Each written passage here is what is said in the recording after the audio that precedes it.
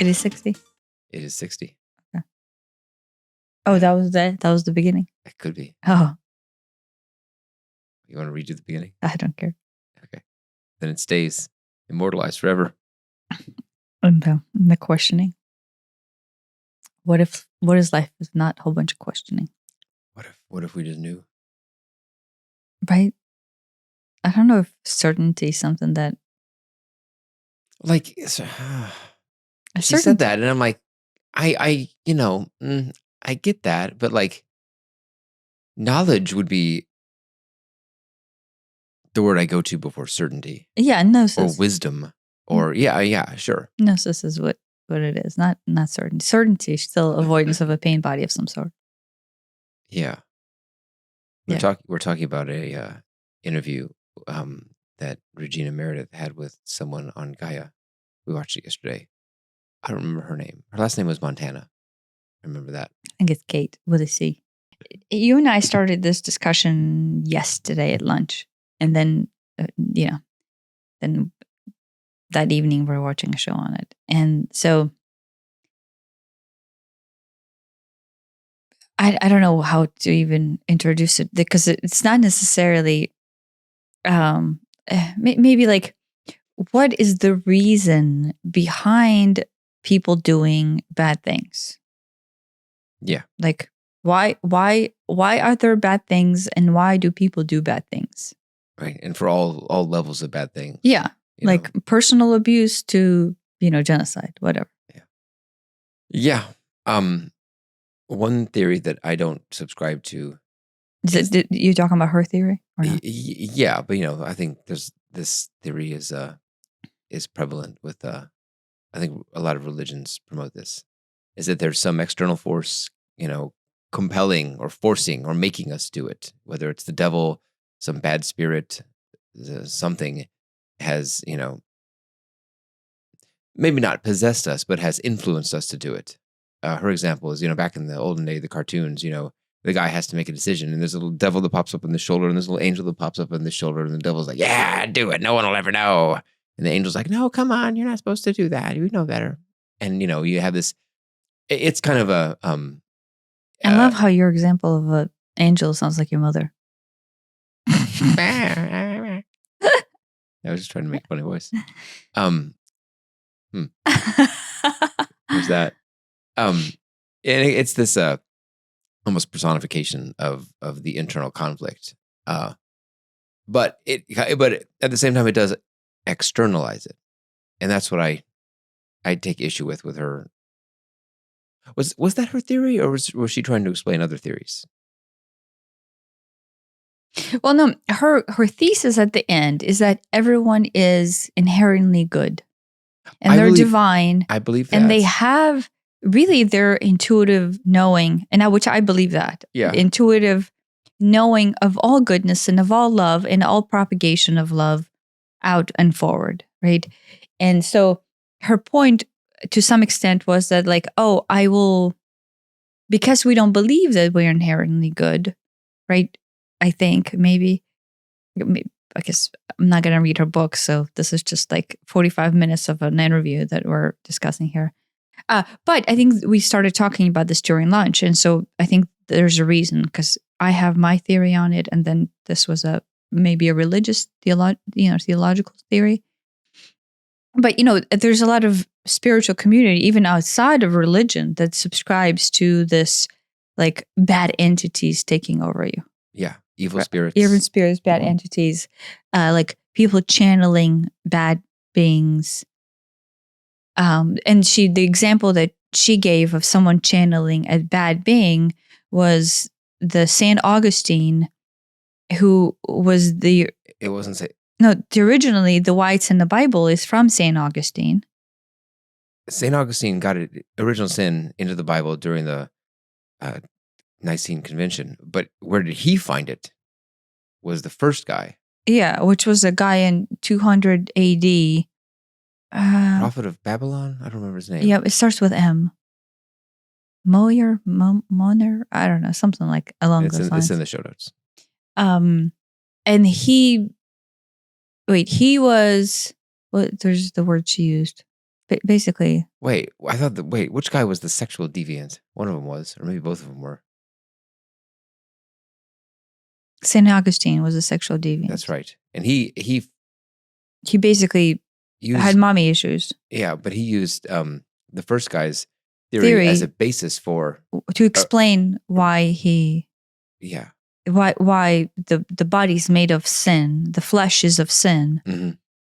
And then therefore everything that body does is unnatural and sinful, and then that's where the original sin comes into the Bible, or the origin of the original sin. Yeah. So the St. Augustine character, I think, was trying to basically justify and not take responsibility for his behavior.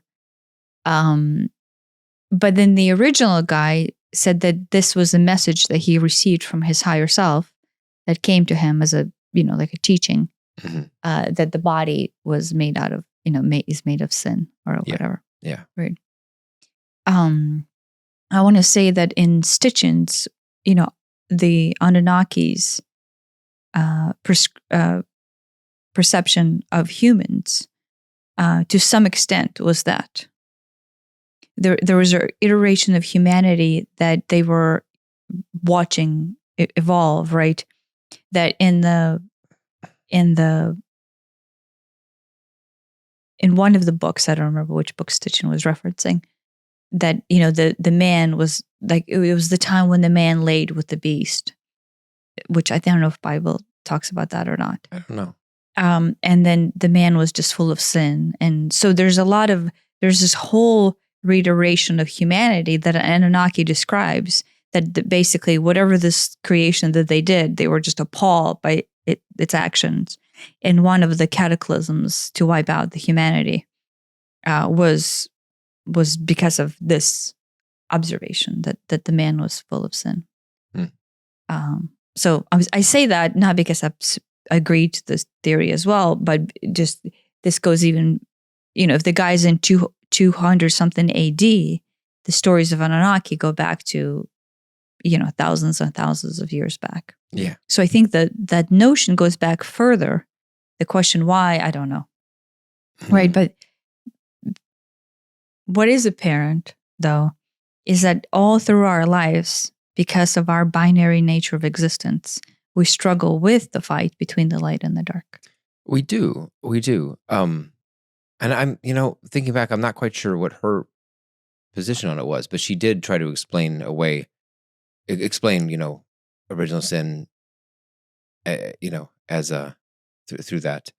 Well, no, her position, once again, she turned it to say that this is teaching and it's wrong. Yeah. Because we are inherently beings of love and light. Right. Yeah. Her thing was, go look into the eyes of a new baby who, the Catholic Church at least says is full of original sin. And, you don't see that. Yeah. I mean, I agree. You do not see that in the eyes of a newborn child. Yeah. There's nothing but love there. Yeah. No, I don't believe in the original sin either, but I do believe our indoctrination of being, where we come into this world in our flesh, all right, if you have to look at it. And the goal of flesh is to experience very wide ranges of polarity. Not because it is good or bad, but because we have to have this breadth of experience, which is what this reincarnation is. And so through that, the indoctrination then teaches that there is parts of these polarities that are bad, and there's parts of these polarities that are good. And so by default, we're being taught being good and being bad. Well, when does the light in child's eyes go away? Whenever the child is taught that he's bad. Yeah. Right? Then that's when the light extinguishes itself. The second the parent somehow deems the child bad. They're like, oh, you're so bad. You peed in my mouth. I don't know. You know what I mean? But you know what I mean? It could be that rudimentary. You quickly learn to cross the legs when you change your diaper. Yeah. Well, or block it with something. Yeah. Well, I guess if you have a boy. Yeah. And I don't think Annabelle ever peed in our mouth. I don't think Aiden got on me, but we've had some fountains before. Yeah. Do you know what I mean? So to that extent is because we're here and we're designed to experience the full breadth of experience, which is this, kind of Roller coaster. Yeah, I don't know why desecration of light and dark came in as a term, which what is desecration? Like defiling it. Defiling of light and dark.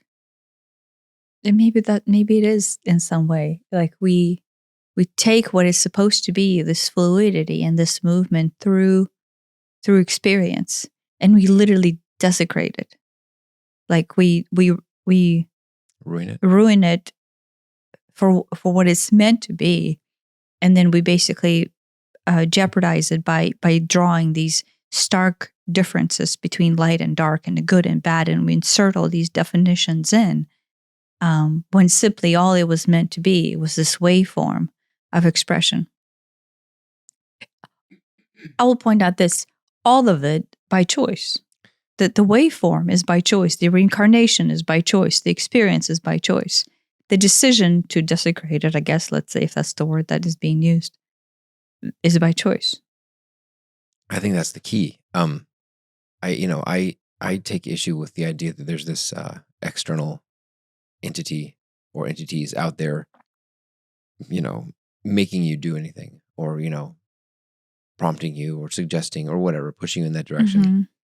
I think it is all just internal choices driven by. You have a napkin behind you on the chair, and I'm not sure how that happened.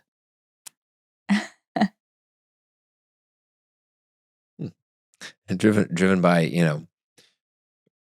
really by pain bodies, through life experience, through trauma. Yeah, I think that's what it is. I think that the behavior within ourselves that causes us to do bad things, right? Like, really, what I mean by bad things for the most part is bring on harm into the world, right? Yeah. So you could, right, if the essence of us is just love, right? Because it is, like, you can kind of intuitively know that, like the entire flow of self, of anyone's self, quite literally every single being, is just flow of love. Yeah. And at some point, when the interpretive gates of that shut off, and we don't feel love, we shut ourselves off from love through, like slew of experiences, slew of choices, or whatever you might want to bring in. Then what flows out there is either a fight for what we actually feel inside in order to present itself as vividly there, right? Do you know what I mean? Like, we feel bad, and then what we would do is then we would go, oh, this is bad and I don't want to feel this way. Let me amplify this feeling. Let me amplify this already how bad I feel in order to basically have it reach a pivotal point, at which point I have to flip. I have to switch. Do you know what I mean? A lot of us do that subconsciously. I think that is a tactic to get out of pain, is to amplify the pain. Yeah. So then sooner or later, after a certain point of amplification, you will have this reset. Yeah. No, I mean, I think a lot of times depression works that way, is it gets worse and worse and worse until it sort of snap. Saying you snap out of it is a simplification, but yeah, it is kind of like that. Yeah, but because that's how it was for me. Any form of expression can only hold so much space. Right. We intuitively don't realize that is how things work, but we do somehow subconsciously recognize that, there's only so much of this I can experience. To some extent, you just amplify and amplify and amplify. And you almost, like, if you feel like crap, sometimes you just go out, and if you make enough crap in the world around you and amplify the crapness, mm-hmm. then you will know within you there will be this reset. Now, the truth is, you're obviously going out and externally propagating more crapness as opposed to holding this in internally. Yeah. But that is a tactic that some of us use. Do you think that also happens in the opposite way? There's only so much good we can hold, and we have too much, we flip. On the binary nature of experience, everything has its limit. So if you interpret good on the binary scale, then yeah, I would say that sooner or later the light flips into the dark, and you go into the yang and yang, yin and yang interpretation of reality, right? But I would say that is if you're interpreting everything on the binary scale, which is a flaw within itself, if I had to put a word on it. Do you know what I mean? Yeah. You're already on the 3-dimensional scale, interpreting your flesh, your body, your physicality on 3-dimensional scale.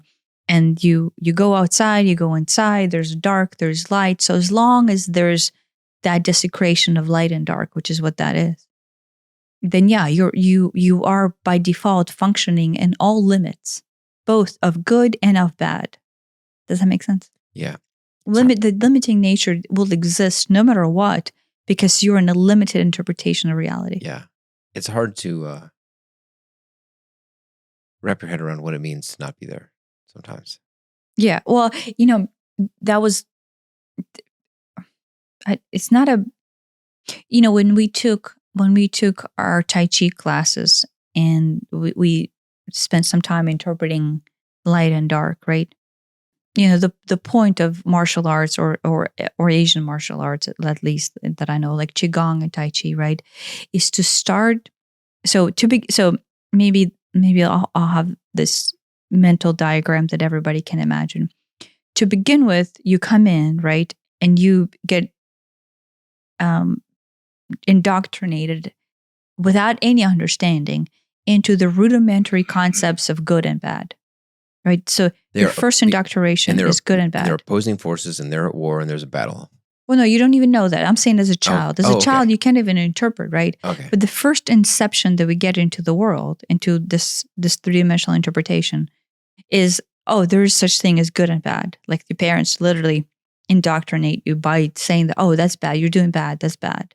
Right. Like, do you remember yesterday we saw an Instagram, no, it was American's Funniest Videos. It was a little girl that like had her jars in peanut butter.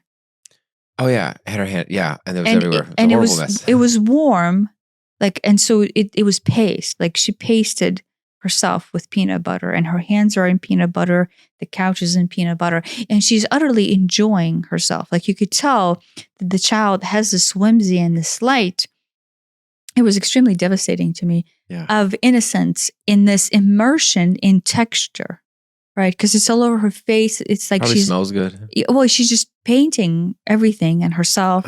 She's maybe 2, 3. Yeah, maybe 2. I would say in between 2 and 3. And she's just immersed, and there's light in her eye. There's a sparkle of exploration. Yeah, and the parent, to begin with, starts recording because it's funny. Because it's funny to begin with, right? And then, so the child doesn't actually think that there's anything wrong with this expression. Like to begin with, she doesn't realize where this is going to go. And then I'm like, okay, where is this going to go? Yeah. I was also like, this could go 2 very different ways. Yeah. And so the parent doesn't scream, but the tone of voice changes. And she says, you need to go to the bath right away. And so that tone, just the insertion of that tone was enough to basically... You saw her face expression. The face just, it was complete like... I've done something bad. Yeah, but right to her case... It's probably not even, I've done something bad. It's probably, I am bad. That's how kids internalize it. Yes. So the that is indoctrination. Just as simple as that. You played with peanut butter. Right. You literally viscerally enjoy this experience of... Like, to think about it as an adult right now. If I say, here's a clean room. It's not yours. It doesn't matter. You can do whatever the heck you want with this room. I give you a jar of peanut butter, and I give you a jar of Nutella, and I give you a jar of jelly, and use it as art. Like, can you imagine? I'm hungry now. Oh no, but there's no bread, so it's okay. I could just eat Nutella. No, but you can imagine the creative expression that you as an adult would go to. And there's no cameras, so no one's seeing you in case there is some sort of, like block hesitation of just expression. And you express yourself. Right. Without any limit, without any thought, without any embarrassment or thought thereof. And you have 3 colors, 3 textures, 3 flavors, and you have a white room. I mean, heck, I can just get excited just the idea of that. I'm already like on the next planet, just thinking about all interpretive art I can do, and unlimited jars too. Like that would be ideal because I'm like, wait, I don't want to be limited by the number of jars, right? But think about that as an adult, endless like beer taps worth of just keep. But you know what I mean? There's just, you can imagine how much pleasure you will get out of that expression, right? If you can get over yourself, if you can get over the fact that I don't like my hands sticky. Sooner or later, if you're stuck in that room and you feel safe enough to where you can express yourself, right? and then go, well, what does it mean for me to dive into this, to viscerally feel this experience, right? I can have a lot of fun in that room, right? There should be an experience, immersive experience as an art form, just of people paying. I would pay $100 to this. Yeah, it's a business It's a model. business model, right? Then you get in, you power wash it, get the next person in. No, that's the thing. You just have a sprinkler system that all gets washed off, and the next person starts over. Yeah, right. That's it. So that child was in that space. She was in a space where there was freedom. There's no judgment. There's expression, and expression in this form is delicious peanut butter, right? But the second the mom inserted that tone, it was like, for the camera purposes, it wasn't mean, right? But it was just enough to where the light went out. You could tell if she wasn't on camera. This would be a flip out session. Harder. Yeah. I say this not too far ago that it would have been me too. Right. Did you see the one where maybe Aiden was showing to me? It was a kid who had Sharpied up the table. Yeah. That was the same. That was the same skid. Yeah. And he Sharpied up his brother. Yeah, but the dad's reaction was better. Like, he was judgmental, but I hate to say it, but whenever a mother shuts you down and deems you bad, that's it. Like, the father could even say shit, but it doesn't actually matter for the most part. Like, later it matters whenever you're trying to bring in masculinity into your earthly conflict. Right. It's like but to begin with, a mother writes the narrative most of the time. And it's like, yes, I don't want peanut butter all over my couch. True. But, there's a way to approach that situation with, oh, that looks fun. How about we move this to the bathtub, which is, would be like, okay, the damage is contained in a bathtub. Next time let's do this in the bathtub. Oh, that was, there's a way to do that. Maybe that's not it, but there's a way to do that. I don't know. I'm not saying I know a way. I'm just saying I saw the difference between expression and then being deemed as bad. At some point, there's peanut butter on the couch, and a little bit more isn't going to hurt anything, too. It looked like it was a leather couch, so it'll just wipe off. Yeah. Well, you and I have had worse things around places. So yeah, that's true. But to some extent, kids present a lot of messes. So you have to have some sort of narrative where you teach kids like how much of a mess can we make, right? Mm-hmm. We have pictures of Annabelle sitting in her high chair, just covered in stuff, and so the mess is reserved to the high chair, and that was her way of expressing herself, and just here and here and here. Yeah. Throw it in, kind of miss. It's great. It's great. Yeah. So what I'm saying is the indoctrination start with child's idea of rudimentary versions of good and bad, not necessarily actually even understanding what the good and bad are, but just like this concept of good and bad. And then because the need for love and nurture and survival is still there, then basically you kind of start to gauge and develop this form where you believe certain good actions will have you have more love, and then bad actions will obviously have you have less love. And there's more yelling here, and there's less yelling here. And and so you just kind of start to navigate this world of like, how do I be good? Because I don't want the yelling, and I don't want the punishment, and I don't want, but again, it's just propagation of indoctrination. And then sooner or later, you're kind of just blind to the idea that your entire world consists in this need for approval, need for love, need for like consistent, purposeful behavior only in one direction in order to offset everything that is over there. Mm. And so instead of us dynamically working within the yin and yang structure to where we see the light and we see the dark, we kind of run away from the dark and we run towards the light.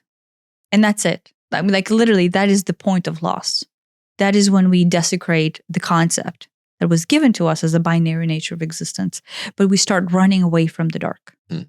Right? But all because, somebody at some point said, hey, You're making a mess. You make it a mess. I think the human's concept of that evolves into maybe it starts there, and then it goes into the light and the dark, the good and the bad, whatever, are these forces at war with each other. There's a conflict. Maybe after that, it can graduate into, oh, these are, like she said yesterday, complementary. Yeah. In as much as, there is no light without a dark. There is no up without a down. Like the idea of life almost doesn't even make sense without death.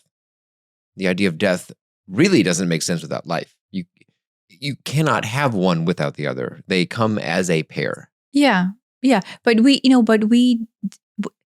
because we start running away from the dark at the earliest age imaginable without even recognizing that is what we're doing, then sooner or later we start to deem more and more and more things as bad, and then avoid that nature, avoid everything about that nature, right? Instead of saying, oh yeah, well, guess what? If somebody punches me in the face, the natural response is for me to punch back. But, the school system has deemed that to be bad. Do you see what I mean? And so then you're constantly at conflict. How do I provide safety for myself and defend myself if I'm quite literally not supposed to punch back? I'm not saying punching is right, punching is wrong, or whatever, right? But do you see what I mean?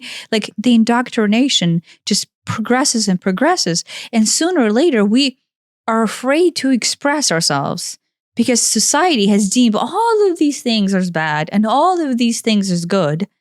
And there's multiple opinions about that. Yeah. And so we don't even know what to do. Sooner or later, we are so lost to where we don't even know what expression of self is because we don't want to be ostracized. We don't want to be made fun of. Right. We don't want to be judged or looked at as a crazy person. Right. And so we're running away from everything that we don't even know because we are afraid of being deemed bad. Right. We have this idea, this internal feeling of what is good or bad, right or wrong for us, what we like, what we don't like. We have, whether or not we're in tune with that, aware of that, another issue, but we all have that. I guess abortion is an easy one. A lot of people think abortion is just wrong. A lot of people think, that a woman's right to choose is much more important. Yeah, but every individual has that, has that decision inside of them. What is right for them? Yeah. Right. Yeah. No, but to begin with, this is the problem. It's not as you have that decision is shut down. Yeah. Your it's shut intuitive down. knowing is shut down. Yes, especially if you live in a place where one or the other opinion is literally the law.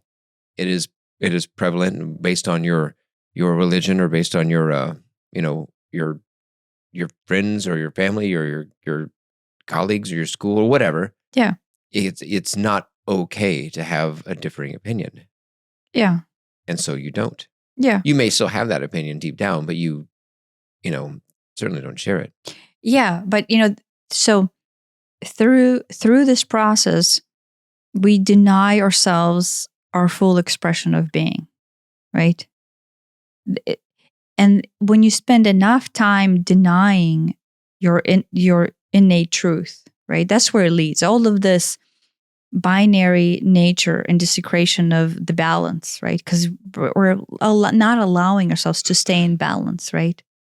And so enough time spent in that lack of balance, we completely lose ourselves, right? I mean, this is kind of going back to my book. We're talking about the same thing over and over and over, right? But then you basically completely lost yourself. And at some point in your life, you kind of like get dawned on this idea, go, oh crap, I have no idea who I am, right? Which is both the most magical and the scariest place to be at the same time. Yeah. You lose yourself. Yeah, well, it could because you spend enough time denying yourself your truth, subconsciously or consciously, because you didn't want to stand out, or you don't want to not belong, or you don't want to not be loved, or whatever. But it starts from the beginning, from these innocent thoughts, innocent ideas of like, oh, I should do this, but I shouldn't do that. I should do this, but I shouldn't do that. And enough of those. And then sooner or later, you're like, I'm not doing anything at all that I actually want to do. And at some point, you look back on your life and you go, I don't even know why. Like, I think I'm afraid, but I don't know of what. And sooner or later, you're mature enough to you realize that you're afraid of being yourself. And now you don't even know who you are because you have spent so much time being someone else or pretending to be someone else. That's the thing. You have this internal conflict at a subconscious level between who you really, really are and who you are, I guess, trying to be. And when those things are not the same thing, I think we talked about this last time, then there's a big conflict, an internal conflict that takes place. And that takes a lot of energy, both real calorie energy. It takes a lot of, psychic, emotional energy. It drains the life out of you to be somebody who you are not. Yeah. It is not a sustainable thing to do. Yeah, no, it used to be to where the progression was you get indoctrinated, you lose the sense of internal intuition, like internal knowing that actually guides you, right, into your personal expression. You shut that off because that is not conducive to me being loved and cared for. And so then you just basically start kind of becoming this lost child, just walking around trying to make things work, trying to do just the right thing, or trying not to seem too crazy, or trying not to, like stand out in a weird way. And you're just kind of walking this line. There's this tight rope that you think you need to walk on in order to be accepted. That's all it is. And so the old ways of being is you would walk this tight rope for, all the decades, until sooner or later, no actualization comes. But then that denial of self, right? The more time you spend denying self over decades and decades and decades, the force that is your life force, the prana, just gets drained out. And then you're sick. You become sick. And then guess what? Now you're dying because the you is not allowed to be you. Therefore, the prana's basically withering out. And then you die basically on your deathbed with the systematic review of going, oh, hey, I spent my lifetime not allowing myself to be me. Oh, next time, maybe I'll work on like furthering that expression. And that's it. Yeah. There's a life form there. Now, the new paradigm that we're facing here is you start the same way, you get lost. And then at some point, those who are meant to be on this journey, I'm assuming if anyone's listening, then they're on this journey, is at some point you recognize that you're lost, right? You recognize like, oh, crap, I'm lost. Maybe you reach that point of recognition through hitting the rock bottom, or maybe you reach that point of recognition through a light slap in the face by the world to be, right? And so then through that process, you go, okay, well, oh, wait, I'm not myself, but what am I, right? And then you go on that search for your own being. I mean, that's what, spiritual journey is. You're just trying to find yourself. Like, heck, I'm lost, but I don't even know who I am. And that could be as radical as it can be. Like in this lady's case, she quit her job, divorced her husband, took her 2 dogs and a cat, and moved out to the cabin in the woods. While she was an alcoholic. So I'm assuming she was an alcoholic in the woods for several years. $100 a month for a cabin in the woods. And this was in the 80s. Oh. Right. I'm like, I wouldn't necessarily move there, but I'd take a cabin in the woods for $100 a month just to have some place to go. Yeah, a woman in the woods alone, we already know how that alone, like as a family outing. Oh, yeah. That'd be fun. Well, no. So, right. So that was her take on things. It's like, I don't know who I am. I don't know, but I pictured her having many, many guns and weapons there in case of bears or men. Men. Yeah. I just assumed her having a lot of liquor bottles. Possibly liquor bottles too. Because she said she was an alcoholic. That was her advice, right? How do you numb the pain of not knowing thyself? That's another thing I'll introduce is one of the ways we cope, or how we can go on for so many decades, not seeing through the fact that this whole process is just avoiding knowing ourselves, is vices, right? Alcoholism, drugs, prostitution, being a prostitute, all of that, just numbness. How do I dive into more numbness? So there's, multiple vices and tools that we use to just numb our soul out even more, to where I don't even want to be in recognition of the fact that I'm spending my life trying not to know myself. And that's what it is. Yeah. Or that is because if you don't go to your vice and you have to sit there, you go, wait, what is actually happening? Deep down, your higher self goes, you're trying to avoid knowing yourself. Yeah. It's like, it's very obvious. Oh, I really, really, really want to drink. Why? It's like, because I've, because this feels like shit. Because of, half a step above that is because I've had a bad day, because I've had a fight with my wife, because of whatever. But it is because I feel like shit. That's what the real reason is. I feel like shit. And then the truth behind that statement and the alcohol makes it hurt less. Yeah. And just numbs it out. But then if you go, why does it hurt you as shit? And that, the second you ask that why, then there's all the stuff that will come up. And we're terrified of that stuff. Yeah, because the second we acknowledge that stuff, we're bad. Because we have spent a lifetime running away from all of that stuff. Because guess what? You definitely don't want to be bad. So, and we have deemed all that stuff bad. So by default, we have designed our own gate from keep ourselves recognizing ourselves, because we have deemed everything, back there as bad, right? And think about it. Even the concept behind our shadow self, like the shadow within itself is dark. And we have, guess what? You don't want to be in the dark, right? The last thing you want to do is be in the dark or be bad, right? And so we have assigned all these concepts to the structure of balance. And hence, I guess they're probably very accurate here. We have disintegrated the concept of light and dark by just running away from the dark. Both are dark and just the concept of there is such thing as light and dark. And so, so then you go on search for self. And so that search on self, maybe this is too fast forward, will basically sooner or later reveal the fact that there is a dark that is you, and then there's light that is you. It is not you, it is the expression of your form in this reincarnation, right? You're not a bad being and you're not a good being. This is what expression on Earth is. Right? Earth 2.0 is expression, and then seeing through this expression and then recognizing yourself as a being who experiences this expression. So that is, I guess, the modern version of the process. Yeah.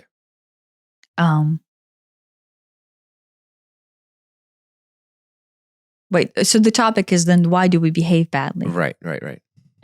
But that's why. We behave badly because instead of acknowledging our pain, instead of acknowledging our fears, our even acknowledging our intuition that would cause us to awaken to it, we instead, here's maybe the truth. Maybe this is why some people deem this concept as like entities or multidimensional beings or Satan or devil or whatever. Because as long as you function on earthly existence of the binary nature, the light is balanced out by the darkness. So no matter what, within that choice of operation, you will have two forces within you. And the more time you start suppressing the darkness, the heart of the darkness will start to fight to make itself apparent within you. And if you don't acknowledge it and go, oh yeah, well, this isn't my nature. My nature is to, react this way or to react that way. The more time you spend shutting that down, it's almost like you're taking a balloon full of water, right? That is a big balloon, and you're squeezing. You're trying to reduce the space of the balloon, right? In this case, the balloon maybe is not, but there you go. It is actually expandable. Yeah. So you would have a balloon, right? And if the balloon represents the dark and this balloon represents the light. And in normal circumstances, there's just flow and your recognition back and forth between the light and the dark. But what you do is you basically draw this vice clip onto the dark and go, okay, we don't go to there. This is the no-no square. And then we only over here. We're staying over here, right? But the truth is you are the being of this fluidity. Right. You are the channel of both. So the more time you start suppressing this flow, right? Sooner or later, the flow is like, no, I have to balance. Like you have to be a balanced being. I have to, exist in these two polarities if this is the choice that you're making. And so then sooner or later, then the force and the more. So think about this: if you feel like crap and something's coming up, the right thing to do is to express it. But if you don't, you have to actually take a lot of effort, like both physical, mental, and conscious effort, and push it down. You have to actively suppress it down in order for it not to come. It can be just mentally, but just like with idea, like, oh yeah, we're not going there. That's the no-no square. Or it could be with alcohol. Oh yeah, I'm not going to think about it. I'm just going to numb myself off to that idea.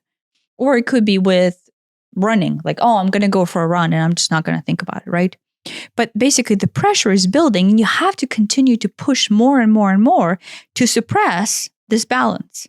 And so, yeah, you could spend decades suppressing this balance. But sooner or later, this thing will burst. It have to come up. You'll have to be acknowledged. And if you don't acknowledge it, the version 1 of the humanity back in the olden days, you just drain off the prana that would provide this balance and you die off and become sick. Or you would open, or depending on who you are, and I don't have any answer to this, what kind of character would decide to simply die off, or what kind of character would push themselves in. Some of this expression will come in as a burst, right? And not an actualized burst, but an actual burst. Like a flip out session. Yeah. Or right, a flip out session, an tantrum. adult tantrum, or some sort of spontaneous, I don't know, crime thing. Who knows? Yeah, but do you see what I mean? The more you suppress this down as a child, you will have a huge tantrum to allow this balance to be restored. Yeah. Right. To what's inside of you to come out into fruition. In a healthy system, you can be in the dark side without, causing you or anybody else, harm. You don't need it. You don't need to have a 300% tantrum. You can, dip in and out in a healthy manner. Yeah, you would just flow back and forth in a healthy environment if you choose to participate in this environment in three-dimensional interpretation of reality, in the binary nature. Yeah. But we're not like designed for that. We're not, right? Like the second we deny our balance, we deny this portion of ourselves and deem it as bad. I'm not saying any of the bad is actually bad. It is completely good. This is just the balance of self. Yeah. But we start deeming portions of ourselves as bad. Yeah. And then we get lost. And then we push further and further down to continue to have this part of us suppressed. Yeah. Like, and in fact, we would start taking things that are actually good for the most part and actually start deeming the bad. And so this bucket actually continues not only to be suppressed, but to grow. Right. Because we will insert more and more things into the bucket of us being bad. Right. Based on societal norms, family, religious, just whatever. The second you become lost and start denying self, more parts of you will become lost and not deny self. And so, 4 decades down, there's a lot. There's a lot of me that I'm like, I don't even know who the heck I am. Yeah. Which is fine. This is a great place to start. It's a difficult place to start, but that's a great place to start. But that is the integration. That is the first step in integration to where you can actually see through the tool. And so yin and yang was given to us as a tool to see that this is natural progression of thing. Like a lot of people have their aha moments where they're like, oh, wait, the dark is good. And you have that like form of awakening when you start Tai Chi or Qigong and you're completely lost and this is your first introduction. You'll have this like, whoa, moment of awakening where you're like, wait, that's what I've been doing. And that's why it's so revolutionary, is because you see the goodness within you for the first time. Yeah. The yin and yang and the teaching thereof will be like, oh my God, that is how I've been lost. You see a glimpse that you are a whole being in that the yin yang is a unified Field. thing. Yeah, it's a And unified. it's like, You start to you see used to the think, oh, I'm just the light half, and that dark half, that's not there. That's not part of me. No, you're the whole thing. But that is the, like the aha moment that people get through the Asian teachings of Qigong and Tai Chi is that martial arts. I think maybe all martial arts. I'm not sure about Jiu-Jitsu, but I'm sure Jiu-Jitsu is just an offshoot of an Asian form, even though it's Brazilian. Right. But that's it is. You learn through the movement, through in Tai Chi. I don't know about Jiu-Jitsu, but through the movement of energy, right? You'll learn, there's the positive force and a negative force, right? And you learn to work with the two, right?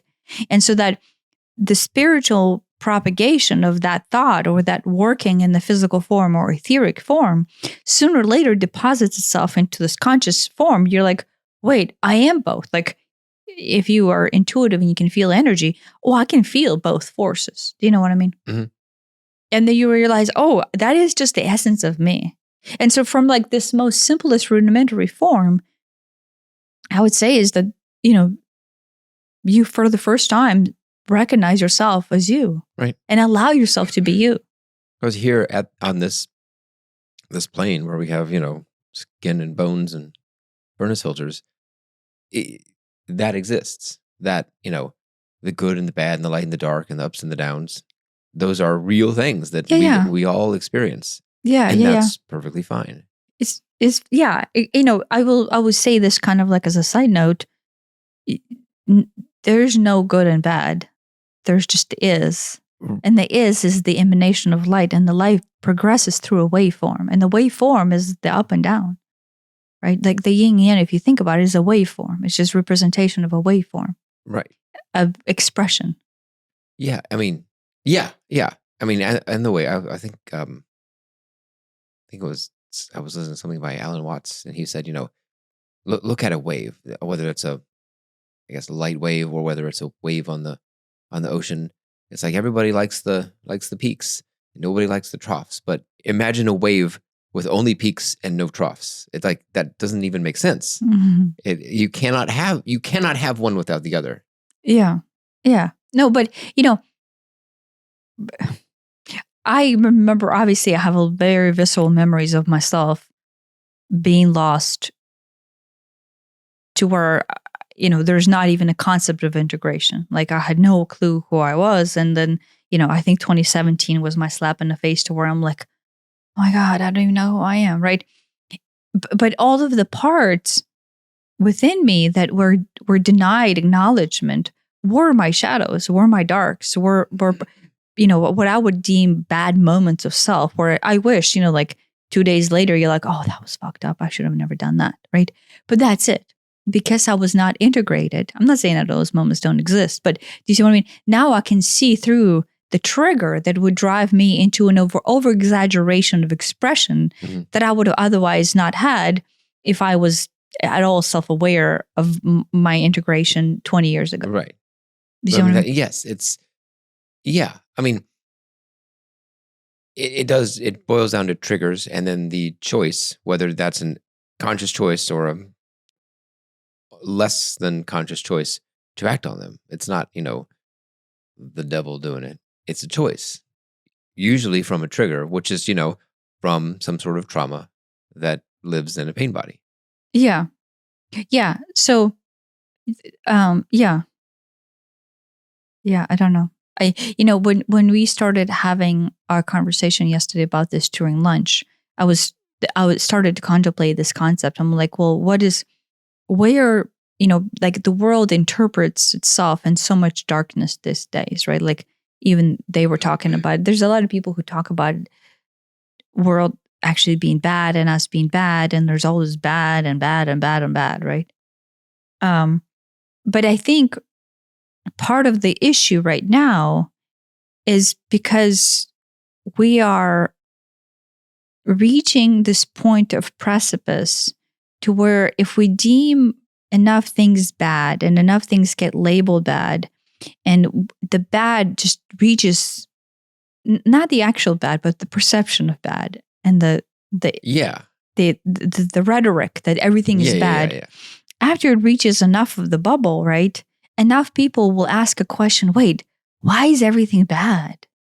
Why is this bad? Why is that bad? Why, the lady we met yesterday was talking about the hurricane and how it's bad. And even the Disney World is closed. It's so bad, even the Disney World is closed. And I'm like, what is bad about a weather event? What is Earth expressing itself in the form of weather bad? I mean, yeah, we happen to live in the path and we might need to hunker down and get some bread and milk. I don't know. And maybe you live without power for a day or two.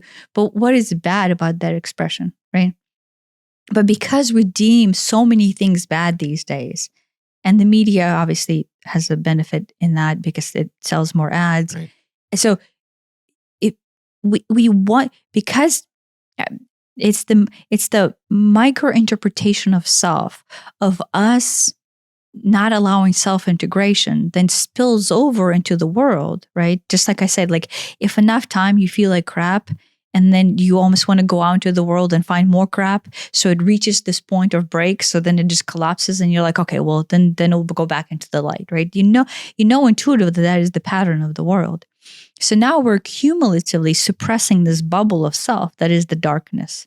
Like we're, each one of us individually is doing that, but then we're doing it as a cumulative culture. We define more things bad. We desecrate this flow more and more and more and more. And so the outburst of this suppression is because we're trying to reach equilibrium, but equilibrium is the gnosis of acknowledgement of self. But it's done on the massive scale of Earth, but because it is the reflection of the internal self of majority of us right now on the earthly plane. Does that make sense? Yeah. That reminded me where I was going to go. While I don't think that there are, evil spirits pushing us this way and that way, there is this concept of an thing's called an egregore, which is almost like if enough people think the same thing or believe the same thing, then it's almost like this. I think it's related to like Rupert Sheldrake's what's it called? Morphic resonance. Morphic resonance, or the universal consciousness. If enough people think it, then that starts to kind of spread, and other people can easily get sucked into it and fall into it. If everybody's afraid of COVID, because they're already in resonance with it. Yeah, you'll only get sucked in because you're already in resonance with this message. Yeah, or at least open to it. Like if everybody's afraid of COVID, more people are going to be afraid of COVID. If everybody's afraid of terrorists or the Russians or the Chinese or, people coming across the border to take our jobs, then that just spreads. It's the fear just turns into more fear. It's all just fear. Yeah. But that is a very real thing that people morphic resonance. Yeah. That people, can easily fall into, and that can cause people to choose to, it is a choice to, do bad things or the wrong thing or things to help. I mean, it's, it's to help alleviate that fear, right? There was the, they're eating the dogs, they're eating the cats. And it was allegedly about illegal Haitian immigrants or something. And so all this violence was happening toward Haitian, like even like legitimate legal residents who happen to be of Haitian descent. They're experiencing all this violence from people. Why? Because the people are, these people are afraid. They're being triggered by this fear target, it's directed at these Haitian people. And they, go and hurt them. It's because they're afraid. But they're afraid inside. They're afraid inside. The group think, the egregore, they got sucked into it, and they needed an outlet for their fear. Let's go beat up some people.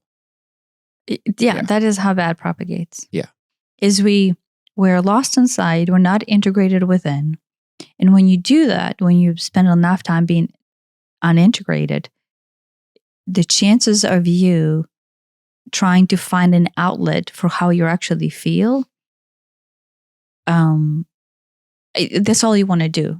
When you're not integrated inside and you're denying yourself your own self, the only thing you can do in order to continue to survive is to go out there in the world and find an outlet for why you feel the way Right. you feel.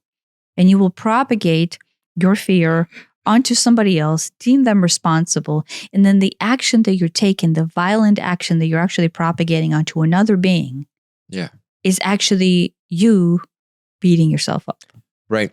I know that sounds weird. Some people, it goes to beating yourself up or hurting yourself or cutting yourself or burning yourself. But most of the time, it ends up, No, in someone, this case, someone beats their wife, someone beats up an immigrant, someone beats their kid, someone, the hatred, you would have to have hatred in order to do that. Yeah.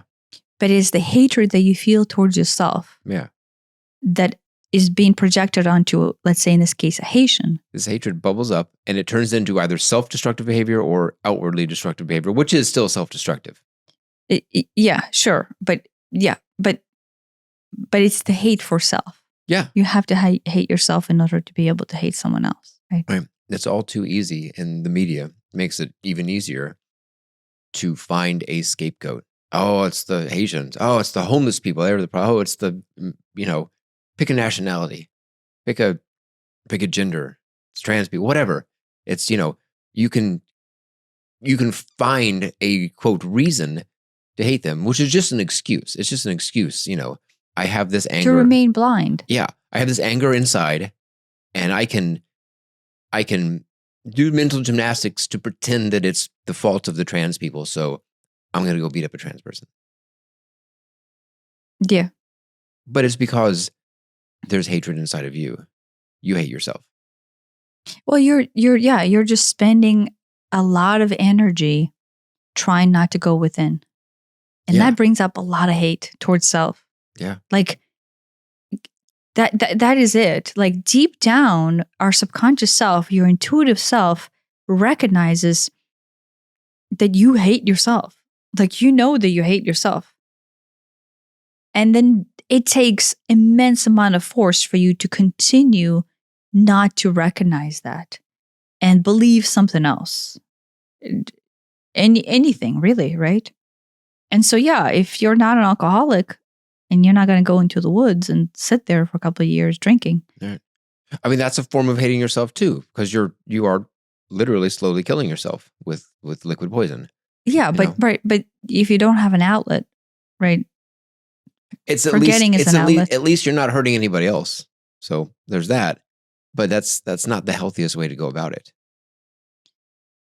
Even retreating into the woods she said she meditated for like 5 hours a day, which, on the surface, oh, look at that. That's great. That's what people should do. But it is an escape. It's clearly an escape. To begin with, everything will feel like an escape because you don't even know what the heck is happening. When you reach the point where you recognize that you're not integrated and you don't even know who you are. Mm-hmm. Some sort of 180 escape reset. I guess it can help. Well, you have to start somewhere. Yeah. Right. I mean, sooner or later you will recognize like, oh yeah, that thing, it was a good starting point, but it was still the wrong thing. But at least it was the right thing to do to get started. At least it's less wrong. Right. Yeah. Because continue on integration is wrong. Right. Because drinking in the woods is less wrong than beating up homeless people. Yeah. I guess. Yeah. At least it's a step in the right direction. Yeah. And so that, I don't know if that life propagates itself out of the space of our choosing, right? So if the choice of our space is self-deceit and blindness, then life will propagate itself out of that space, right? The intent, I would say this, was never to be lost in the binary nature of life. The intent was to experience a diverse expression of light and dark, but it was never to be lost to one side and then actively shutting off or running away from the other. Do you think there are people who get lost to the light? On Earth, no. But on other planets, yeah. On Earth, we sit there pretending to be lost to the light, so we continue to deny our darkness. That's where I was going to go. Yeah, on Earth, the design of the blueprint on Earth is just to be in binary nature. So Earth, as it stands right now, is here to experience the binary nature of flow. Yeah, I mean, I think we've met or seen people who, on the surface, would appear to be, quote, lost to the light, but it ends up presenting in this almost holier than thou type of manner of how, I mean, depending on how blatant it is, oh, look at me, I'm so perfect, I've got all the answers, do everything this way. Yeah, or something. This is a warning shot. I guess I kind of like brought this up in the last one. But spirituality, like gurus and spiritual teachers, that concept within itself carries a whole other level of blindness. Yeah. Whole other level of unintegration. Do you know what I mean? Right. Like, just like you could be, so what I'm saying is just like you can be completely blind and not even know that you're suppressing the balance of you by denying yourself that you deem to be bad. And drinking a whole bunch and hitting people. Yeah, like just complete blindness, sure. Right? Like, so like the level 1 awakening from the Matrix, I guess, if you want to say that, is just like, oh, guess what? Like, I am in denial of my being. Like, I am completely, I don't know who I am because I have spent last 40 years denying who I am, right? There's that. But then there is this step that you take into what you think is self-discovery, and you see people who seem to have answers, either they seem to have answers, they say they have answers, or you really like their message and want to believe that is it, and you give up your sovereignty to that person. Yeah. But to begin with, maybe I'll say this. What we are talking about is what you and I have done is the group of people who went into life, got taught the concept of good and bad, and then spent the rest of their life denying their bad side, and then thus splitting self apart through disintegration or dissonance, right? And then basically fracturing yourself apart. But then, for all intents and purposes, choosing to live in the light.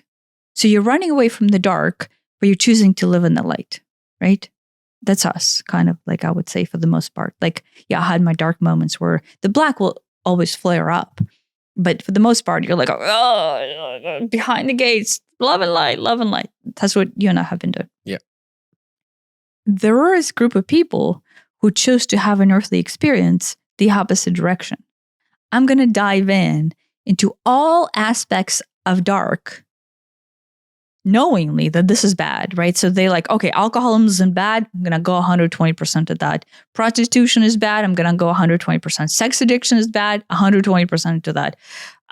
Drug dealing and murdering and whatever. You know those people. So instead of doing what you and I did, which is split apart our being and then basically start to suppress our dark in order to live in the light, there are those people who decided to go into the dark and start to suppress their light actively, like as a choice. Right. Obviously, because self split apart, and then at some point you make a decision of like, there's nothing I can do in this world to actually get love, get safety, get acknowledgement, even be deemed as good. So screw that shit. I'm just going to own it. Yeah. And so that's a different path. And, some of that stuff in the dark can probably be pretty fun, right? But I'm saying, we all know people there. It's like, it's easy to think, oh, well, why does anybody do any of this bad stuff? It's like, well, you get something out of it. You get something out of drinking. I know. I drank a lot in my life. There is a payoff in there. Maybe the payoff is I don't have to feel this way. Maybe the payoff is, it's fun. It's enjoyable. There's a payoff in all these things. Well, no. You and I were drinking because we were trying to be on the light side to suppress our darkness. So we were using drinking as the vice. But that's the payoff. I mean, you go around, beating up homeless people. There's a payoff. You get something out of that. Maybe that is suppressing something. Maybe that is, I feel better about myself because now this, horrible piece of trash, whatever it is, there is a reason why these bad things are done. What the reason for choosing the dark is just it's an expression of being. Yeah. It's just like a light is an expression of being. I was just saying that, maybe it's hard to wrap your head around why people do these things. Everybody, you get everything you do, you get something out of it. Yeah, I mean, but they feel like they belong there because they have deemed themselves as bad, and they're owning it. They're making that overall choice. I was just saying that, and for any one, any one action, everybody gets something out of everything they do. It's experience of life. Yeah, right. But they chose to see themselves as a being of darkness, and then they're choosing to own it 120%. Yeah, I know. And then you and I are somewhere like, okay, we're light, but we'll suppress our dark. And then there's some people who are like, yeah, some days I'm light, some days I'm dark, but still in complete blindness about the integration of self. And they're just willy-nilly in it, whatever. Yeah. Now, if you function in the trinary concepts of empire, resistance, and victimhood, right, you can see that this is just the same narrative, right? The good and the bad, and then like the resisting self by not acknowledging any one part of you, right? Same thing. So yeah, the reason why I brought up that there's some people who choose, there's a lot less people who choose to completely surrender to the dark and then live that life. Yeah, right. But there's those people. And so in that sense, is they're denying their light, right? They're like actively actually almost fighting with the same thing that we're doing to the dark. They're doing the same thing to the light. But then whenever they reach their point of acknowledgement of this disintegration, and they're like, oh, heck, I need to integrate. What then they do is then they're like, I got to go 120% into the light. And so instead of integration, their goal is to undo all the bad things that they have done for the last 50 years or 30 years or 40 years. And so instead of integration, in that case, what's happening is then they're running towards the light. Do you remember the guy we watched? I think his last name was Sargent. He on Regina interviewed him too. And he ran a little criminal enterprise. And, and now, and then he did all kinds of bank fraud and whatever. And now but he knowingly that was bad. No, yeah. He's like, this is how I make money. And you can justify, well, it's not people, it's banks, it's insurance, whatever. I'm sure you can justify it. Yeah. But in the end, he had some, I don't remember his story exactly, but he had some come to Jesus moment, and he's like, no, this does not work for me anymore.